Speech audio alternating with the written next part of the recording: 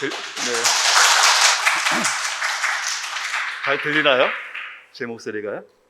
아, 네, 그렇습니까? 처음 이 자리에 이런 데 서봐갖고 상당히 다른 때보다는 좀 긴장되는데요. 아니면 말씀 중에서 아, 그래요? 아, 네, 저도 그럼 더 부끄러우면 탈 텐데.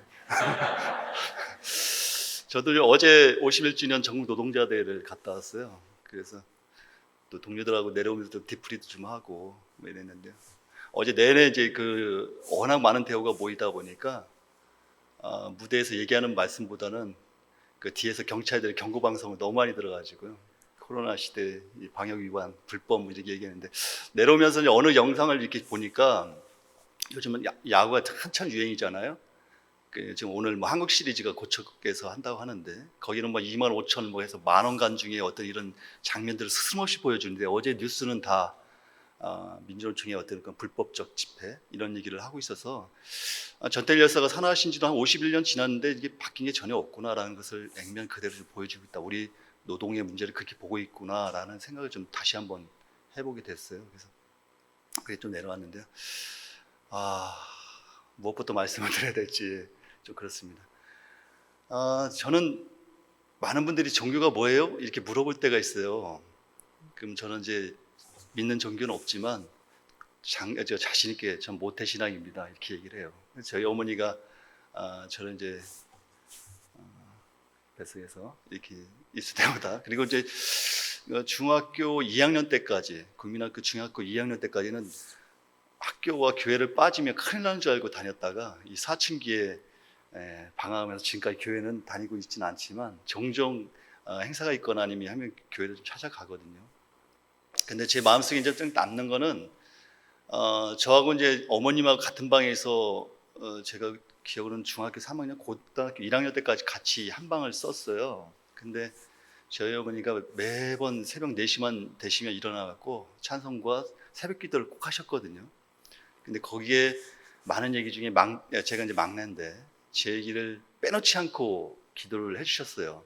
그냥 정직하게 건강하게 올바르게 뭐 이렇게 살아라, 자랐으면 좋겠다, 뭐 이런 얘기였던 것 같아요. 그래서 그 말씀이 좀 지나도 제 그 성인이 돼가면서도 그런 영향이 좀 있는 것 같아요. 뭐 이렇습니다. 그래서 오늘 하여튼은 뭐 귀한 시간을 저한테 좀 내주셨는데요. 와서 보니까 또 다른 제가 다녔던 접했던 교회와 좀 사뭇 다른 느낌을 너무 많이 받아가지고 하여튼 너무 잘했다는 생각이 좀 너무 들고요. 저는 오늘 좀 얘기를 저한테 주어진 시간이 뭐 목사님이 한 30분이라고 하는데요. 그 시간 동안 쌍용장차 2009년도 이후에 지금 11년, 12년째 이렇게 지금 되고 있는데 그 많은 얘기는 할 수는 없을 것 같습니다. 그래서 저희 지금 주어진 시간에 어떤 최대한 얘기를 좀 해보려고 하는데요. 요즘 다시 막 그런 그 질문을 받아요. 어떻게 되냐 뭐 이런 얘기 합니다. 제가 뭐 아실지 모르겠지만 11년 싸움하고 작년 5월 달에 복직을 했어요. 맨 마지막 복직을 좀 하고 지금 얼추 한 1년 채 6개월 이제 막 이렇게 좀 지나가고 있는데 들어가서 얼마 안 있다 작년 하반기부터 어떡하냐고 10년만 11년 만에 들어갔는데 또 회사가 어려워져서 뭐 이런 얘기도 하고 또 지금 현재 다시 또 법정 관리로 가고 있거든요. 쌍용차가. 그러다 보니까 이 문제를 좀 어떻게 보고 있냐 뭐 이런 얘기를 많이 질문을 좀 듣는데 그러다 보니까 이제 자연스럽게 좀 제가 드릴 수 있는 것은 2009년도 쌍용차 사태가 어디서 왔고 또 그때 당시 노동자들은 어떻게 이 문제를 바라봤고 뭐 이런 것이 지금 아마도 10년 지난 지금 현재 쌍용장차와 같은 상황에 놓여 있기 때문에 그 얘기를 좀 더 좀 해볼까 싶고요. 그렇습니다. 저는 아까 보니까 저보다 좀 연배가 좀 젊은 분들이 계시는데 요즘 오징어 게임 보셨나요?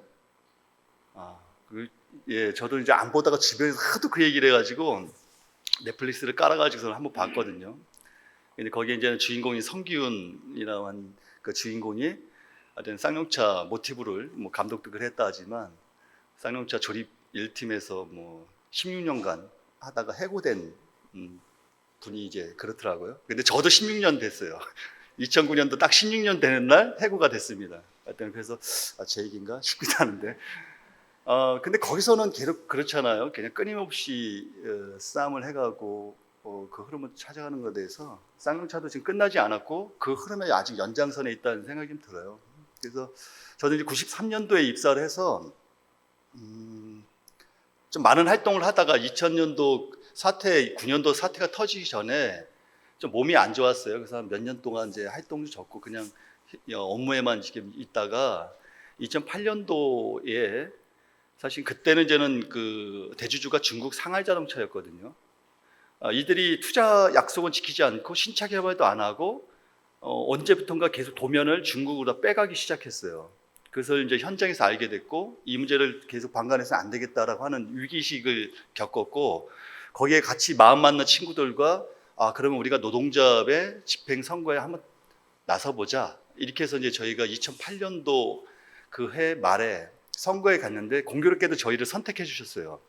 그래서 저도 집행부의 한 일원으로 2009년 1월을 준비하고 있는 상황에서 이미 상하장처는 먹튀와 모든 기술출을 완결해 먹고 그리고 1월 8일, 9일 이때 이제 법정 관리를 오히려 대주주가 신청하는 이런 상황이 돼버렸습니다.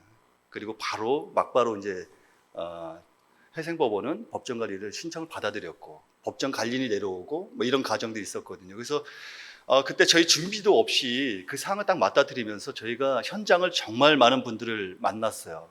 곳곳에 계신 분들을 만나서 우리의 어쨌든 억울함 또는 우리가 이렇게 좀 해야 되는 거 아니냐라고 하는 여러 얘기들을 좀 했는데 그때만 해도 언론은 그리고 많은 국민들은 그런 외국 투자 기업이 먹튀하는 기술 유치하는 여기에 많이 분노했었거든요. 언론도 그랬고. 그래서 우리 사회가 언론은 우리 시민이니까 이 싸움은 곧 끝날 거라는 이런 저희들만의 착각이었죠. 지나 보니까. 그래서 그런 생각들을 가지고 현장을 좀 만났고요.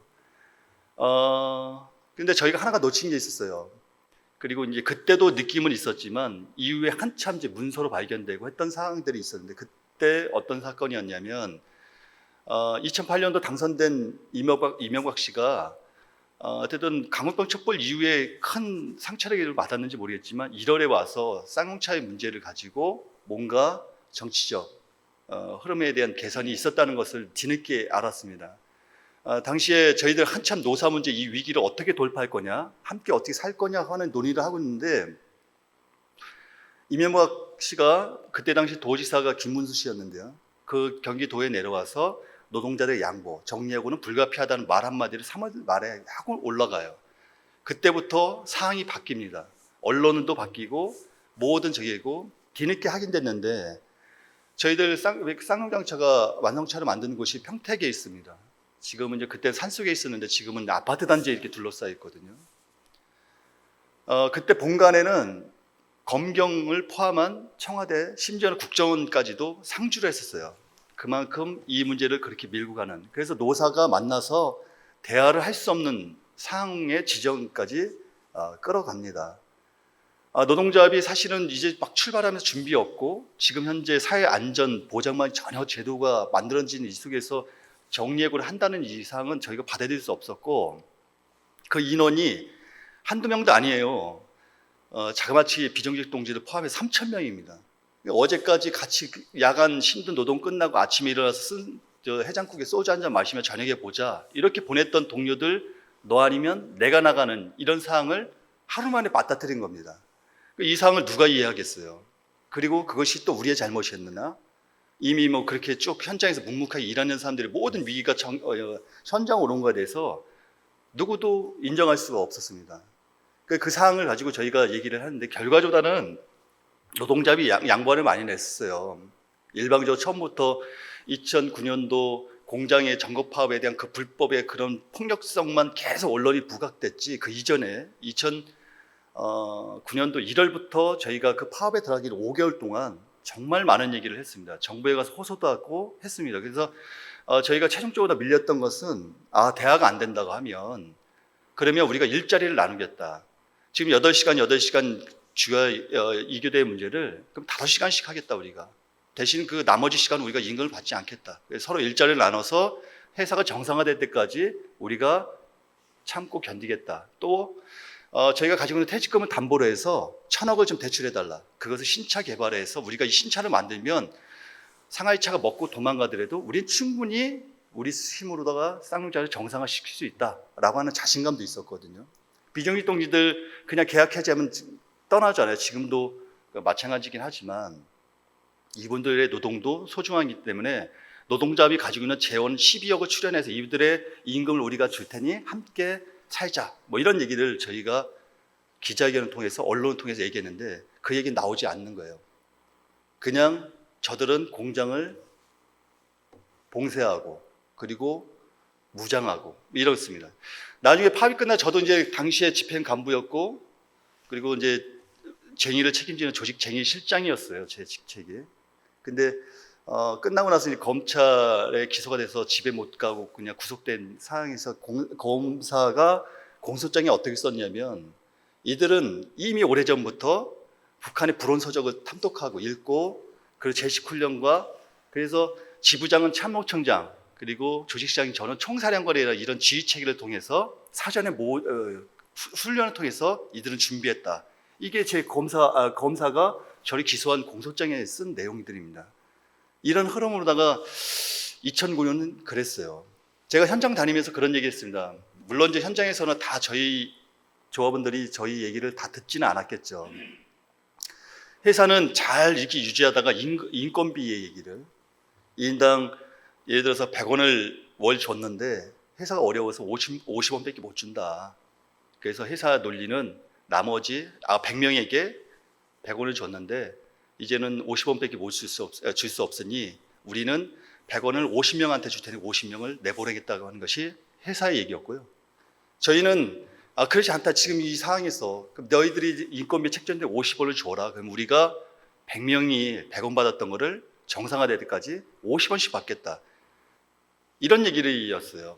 그래서 우리가 이 얘기를 가지고 2009년도 그해 5월까지 현장과 주변을 다니면서 이 사회에 많은 얘기들을 해왔는데 결과적으로는 아까 처음에 말씀드렸던 이명박 씨가 왔다고 나서 이게 얘기가 안 되고 언론이 들어서고 우리가 옥색 점거 파업을 한 순간부터 언론은 그 불법을 운운하고 이렇게 공장 점거 파업은 시작이 됐죠. 워낙 많은 언론 그 당시의 동영상과 그리고 실시간 이제 뉴스가 실시간 그 생방으로다가 그 진압 장면이나 공장 안의 사항들을 전 국민이 다 봤기 때문에 어느 곳에 가도 쌍용차 손가락질을 받았거든요. 그렇게 저희들의 불법의 흐름만 얘기했고 그 안에 있던 사람들에 대해서는 아시겠지만 물 끊고 가스 끊고 전기 끊고 그리고 끊을 수 있는 모든 것을 다 끊어버렸어요. 그렇지만 우리가 공장을 지킬 수 있던 것은 유일하게 이곳에서 우리는 대화하기를 원했고 끝까지 이 문제를 원만하게 풀기로 했었는데요. 아시겠지만 경찰 특공대까지 투입되고 퇴위적은 난무하고 고무탄총이 나오고 그리고 수많은 헬기들이 저공비행하면서 체력을 뿌려대고 하는 과정들이 2009년도 그해 여름이었고 저는 이제 저도 기억하기는 되게 힘들어서 이런 얘기를 잘 안 하려고 하는데요. 10년 동안 11년 동안 재판을 하다 보니까 재판하고까지 이걸 자꾸 뭔가 기억을 해야 되고 그리고 나와 같은 생각을 가지는 사람들을 찾아보려고 하는데 모두가 이것을 잊으려고 해요. 왜 잊으려고 할까라고 생각해 보니까 감추고 싶었던 거예요. 내가 억울해서 정말 시작했던 일인데 우리 사회는 그렇게 보지 않았습니다. 많은 사람들은 그런 얘기를 해요. 왜 그렇게 했는데 쌍용장차밖에 없냐? 니들 나와서 다른 것도 할 수 있는 거 아니냐? 이렇게 했는데요. 지금처럼 스마트폰의 시대가 있는 것도 아니고 아무것도 아니에요. 인터넷도 차단되고 공장 안과 밖은 차단이 됐고 파업이 시작되면서 50일이 넘어가면서 가까이 있는 지인들로부터 전화가 오기 시작합니다. 직접 통화는 얼마 전에 얘기했는데 언론을 통해서 뉴스를 통해서 안에 있는 사람들이 불법 세력이고 공장을 정말 문 닫게 하는 사람들이고 그리고 마치 큰 일을 낼 것처럼 이렇게 언론을 통해서 본 부모님들 가까이 있는 친구들 지인들로부터 전화를 받기 시작해요. 나와라. 부질없는 짓이다. 그렇게 해서는 안 된다. 서로 다 죽는다. 이런 얘기였죠.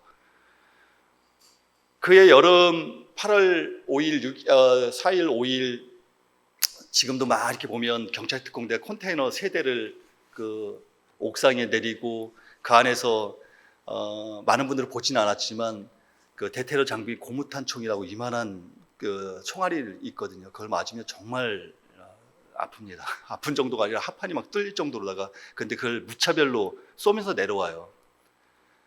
그 속에서 그렇게 진압을 당하고 저희가 그 다음날 사실은 항복을 했죠. 왜냐면 정말 큰일이 날 것 같더라고요. 도장 공장 안에서 그 분노에 가지고 있는 이 조합원들과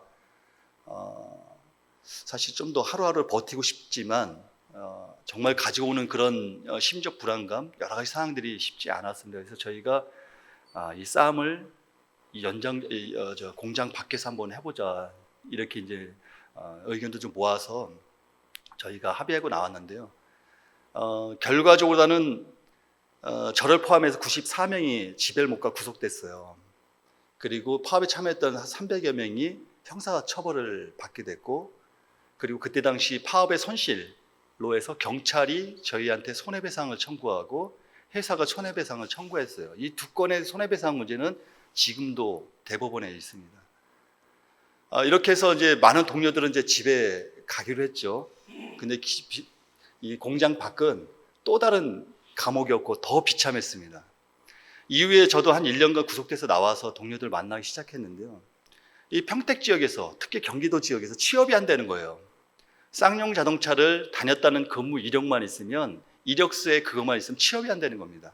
그건 해고자든 희망퇴직으로 떠났던 2,500의 동료들이든 다 똑같이 쌍용 자동차 그렇게 되었어요. 그래서 나와서 동료들 얘기 들으면 이력서 100통, 뭐 50통 이상은 말할 것도 없고, 그리고 간신히 이력서를 통해서 비밀리 그걸 빼서 들어갔는데 그것도 비정규직으로 취업해도 그것이 알려지면 바로 계약 해지가 되는 이런 상황의 시간들을 2, 3년을 보낸 겁니다. 그래서 어쩔 수 없이 많은 분들이 그냥 대리운전 아니면 또 지방으로, 그래서 쌍용차 노동자들이 제가 나왔을 때는 대부분이 지방으로 갔어요. 평택 지역에는 이런 데는 별로 없었고, 그렇게 2009년도를 보내게 됐죠. 물러설 수는 없었습니다. 특히나 더 기가 막힌 건 뭐냐면 중국 상하이장차가 딱 들어와서 대주가 되고요. 바로 먼저 한 것이 연구소 개발 소장을 사장으로 내정합니다. 최영탁이라는 양반인데요. 이 양반이 연구소 소장으로 있다가 사장이 돼서 그동안 이 사장을 통해서 모든 도면들이 다 중국 상하이장차로 넘어갔어요.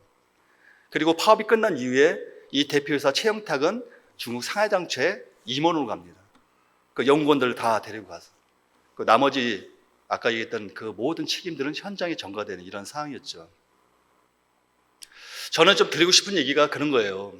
또다시 이제 쌍용차뿐만이 아니라 모든 위기들이 어느 기업마다 있거든요. 그럴 때마다 모든 책임들이 손쉽게 현장에 전가되는 이 문제에 대해서 저는 용납할 수 없었고 제 동료들도 그거에 대해서 침묵할 수가 없었습니다. 그리고 가장 억울했죠. 그렇게 공장 맞고 밀려나서 왜 쌍용장차만 돼야 되느냐고 하는 주변의 빈잔과 이런 눈초리가 되게 많았습니다.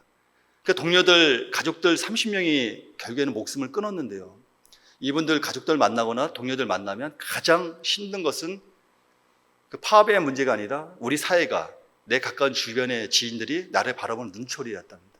이것이 나를 너무 힘들게 했고 우리 사회가 나를 그렇게 몰아가고 있다는 것에서 너무나 힘들다고 하는 것을 저희가 건강 실태 조사를 참 많이 했거든요.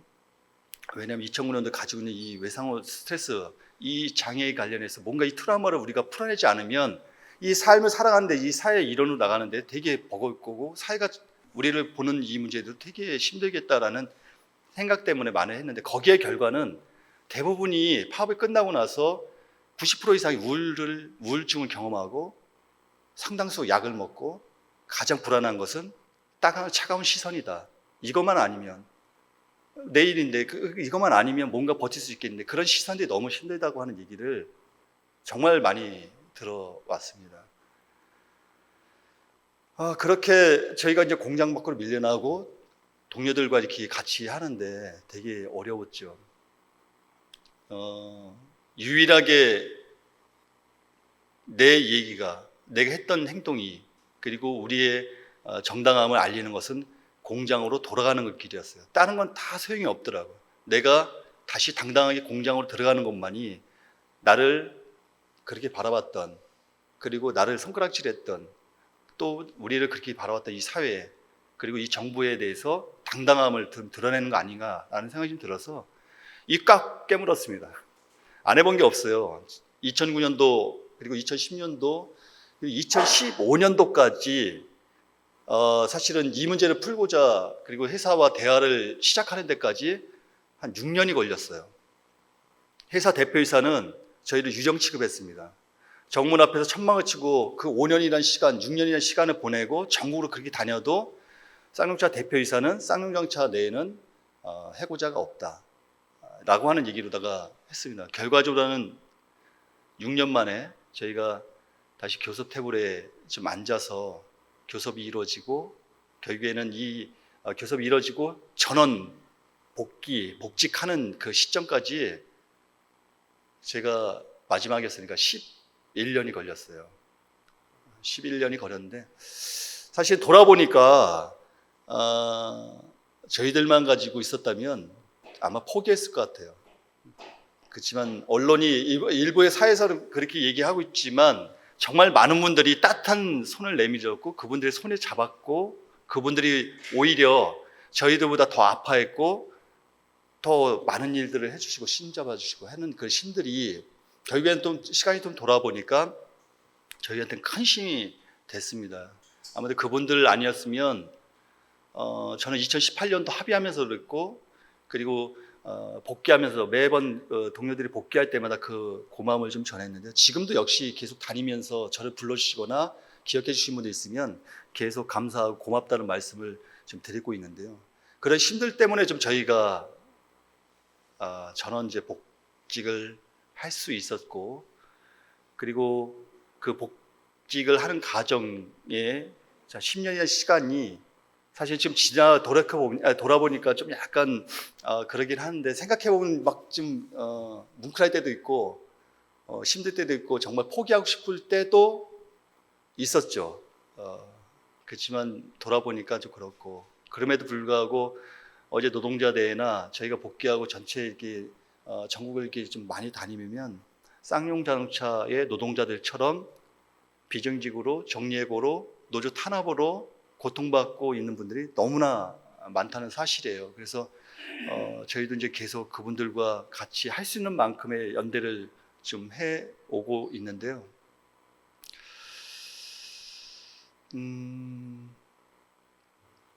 많은 분들이 오늘도 이제 오늘 밤 그 MBC 스트레이트라고 하는 프로가 있더라고요. 시사 프로인데, 최근에 이제는 그 저희들 아직 아픔이 끝나지 않은 이 관련해서 취재를 좀 하고 싶다 해서 저희가 이제 촬영을 끝냈는데요. 아마도 거기서도 쌍용차 얘기를 좀 쭉 할 거라고 보여지는데, 많은 분들이 그 기억을 이렇게 좀 다시 되새기고 싶지 않은 게 있어요. 저희들 동료들이 다 잊고 싶고 다시 뭔가 하고 싶은데 사실은 내가 그렇게 한다가 되는 문제도 아니고, 여전히 노동의 문제는 제자리를 걷거나 후퇴되고 있는 이 상황에서 침묵할 수 있는 것도 아니고 뭐 이렇습니다. 많은 언론들은 그런 얘기를 하잖아요. 현대차 뭐 대공장, 민주노총은 대공장의 귀족 노조고 이들은 역대 연봉을 받고 뭐 이런 얘기를 많이 합니다. 근데 현대차나 어느 그 대공장 제조업에서 억대 연봉을 받려면 1년 365일 공장에 살아야 돼요. 연장 근무를 해야 되고 특근을 해야 되고, 이러지 않고는 도저히 그 돈을 받을 수 없는 적이거든요. 평균 임금은 낮아요. 그렇지만 그런 흔적을 가지고 계속 언론은, 이 정부는 제게는 그런 얘기를 좀 하고 있죠. 어제 민주노총의 핵심 요구 중에 몇 가지 있지만 그 중에는 불평등을 바꾸자, 불평등 사회를 바꾸자는 거였어요. 이렇게 대공장의 문제가 아니라 5인 미만 근로기준법이나 노동법 적용을 못 받는 노동자들이 얼추 400만입니다. 그럼 현대차, 기아차 다니는 대공장의 이 노동자들이 그 자리를 왜 나와요? 그냥 자기 먹고 살 것만 하면 아무 문제가 없는데, 사실 민주노총이 조직된 노동자들이 이 얘기를 하지 않으면 5인 미만 사업장의 노동자들은 그렇게 살아갈 수밖에 없는 겁니다. 민주노총의 조합원들이, 민주노총이 그 얘기를 하지 않으면 우리 사회에서 그 얘기를 할 수 있는 데가 없어요. 그렇기 때문에 본인이 가지고 있는 임금 복지 이것을 떠나서 우리 사회는, 우리 후세대의 노동은, 우리 자녀들의 세대는, 사회는 이렇게 가야 된다고 하는 얘기들을 사실은 민주노총이 얘기하고 있지 않으면 얘기할 데가 없습니다. 저희도 마찬가지로다가 11년 싸우고 되게 고대해요. 그냥 복직했고, 그냥 우리 눈 감고 귀 닫고, 그냥 우리 이제 남은 뭐 정년도 얼마 남지 않았는데 그냥 그렇게 해서 인생 그 생을 아니면 마감하면 그냥 그렇게 정년을 맞이하면 되지 않겠냐라고 생각할 수 있다. 그렇게 할 수가 없습니다. 왜냐하면 지난 11년 동안 전국 다니면서 보아봤던 것이 너무나 많고 그것을 외면할 수가 없었기 때문에 저희도 할 수 있는 나름들을 지금 최선을 좀 다하고 있다라는 말씀드리고요. 좀 시간이 좀 많이 빨리 가기는 하는데 그러다 보니까 말도 급해지고 저희 아직 남았어요. 2009년도에 경찰이 체류약을 뿌리게 해서 헬기 막 서너 대를 막 저공비행하면서 헬기를 막 체류약을 뿌려댔고 당시에 경찰 특공대에 투입했던 기중기 크레인을 띄웠던 이 기중기에 대한 파손이 경찰이 저희한테 손해배상을 청구했어요. 당시에.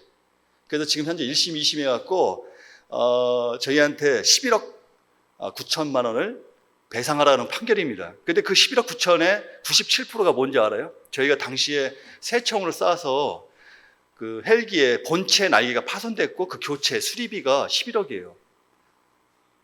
그리고 그렇고 회사도 지금 현재 손해배상을 좀 저희한테 청구하고 그래서 지연이자까지 저희한테 2건 지금 대법원에 다 계류 중이거든요. 그 2건에 합쳐갖고 110억이 좀 넘습니다. 그래서 돈을 제가 많이 벌어야 돼요. 110억을 갚으려고 하면. 하여튼 그렇게 좀 남아있고 그렇기 때문에 이제 이번 인터뷰하면서도 계속 그런 얘기를 하는 거예요. 왜냐면 2009년도에는 이명박 정부가 일방적으로 썼다고 하면 싸움을 하는 과정에서 저희들이 같이 많은 분들이 사회적 힘을 모으면서 변화된 게 좀 있었거든요. 선배 문제도 마찬가지로다가 2016년도까지 2심까지 다 끝나버렸어요. 근데 지금 한 5년째 지금 대법이 열리고 있지 않는데 2017년, 18년도에 경찰청이 인권 침해 사건에 관련해 조사위원회를 구성하고 그리고 거기에 용산, 강정, 쌍차, 밀양 등등의 인권 침해 관련된 경찰이 인권 침해했던 사건에 대해 조사를 했는데 쌍용장차 건도 당시에 경찰 특공대를 투입하고 대테러 장비를 다 사용했던 이 문제에서는 가행 진압이다. 여기에 대해서 공식 사과하고 그로 인해서 발생됐던 손해배상 가압류는 철회해야 된다고 하는 공고를 경찰청이 구성한 위원회에서 그것을 발표했습니다. 그래서 2018년도에